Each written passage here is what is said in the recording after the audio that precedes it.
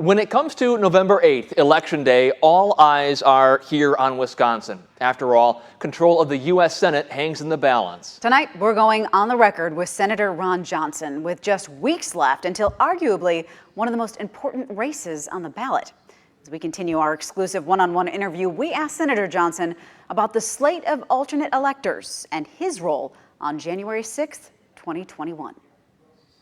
You had once said that you once described January 6th and what happened at the Capitol that day as a peaceful protest, and what happened on the Senate side of the Capitol was more peaceful than anything else.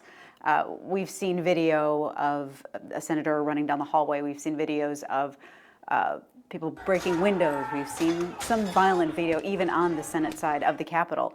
Do you still stand by your statement? Well, first of all, I don't think you're quoting me accurately. You'd have to take the entire context. What I did say, I wasn't personally scared on January 6th because we were immediately locked in the Senate. My assumption was that a couple of crazy people got by security.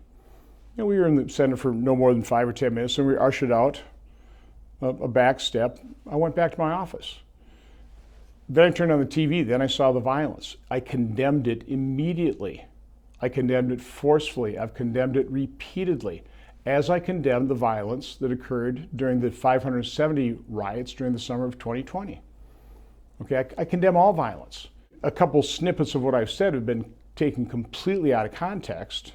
Again, it was true. On January 6th, I was never concerned about my own life, okay, because I didn't know what was happening. I mean, I was in the Capitol, but far away from whatever violence. And it is true, there was more violence on the House side than there was on the Senate side. And the Senate side, what ended up happening is you had that, the guy with the Viking horns walk in, and there's no violence occurred. I do believe that the vast majority of people there on January 6th were protesting peacefully, just like the vast majority of people that participated in about 8,000 protests during the summer also protested peacefully.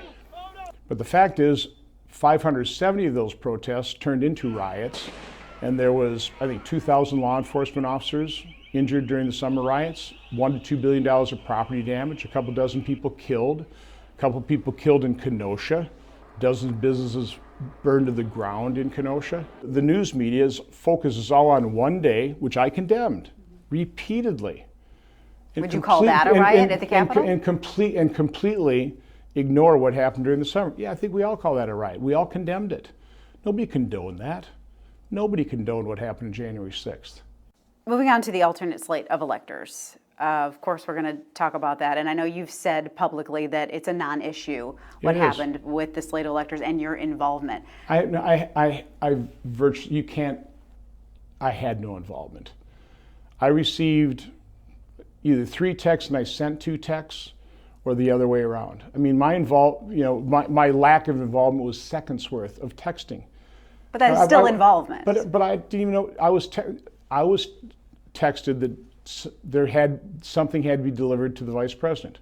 I didn't know what it was, and was there somebody that could help arrange delivery? So then I talked to my chief of staff, and he took care of it. We found out that the vice president wasn't accepting anything. He said, can't deliver anything. That was the end of the story. But if you would have said yes? You can't call that involvement. But if you would have said yes, go ahead and deliver it, even though you didn't know what it was? What would you do if you get a call? If you get a call from the president of the United States lawyer wanting to get something to the vice president? But you didn't know what it was. Again, wouldn't you want to inquire what something is to hand to the vice president of the United States during such a critical time? I didn't hand anything to the president. I wasn't involved. But if you would have said sure. I wasn't involved. You can make it seem I wasn't involved. A couple texts, a few seconds of my time. I couldn't even remember what I had done, which is why it took a little while to piece it all together. But we pieced it all together. I received 3 texts and I sent 2, or vice versa.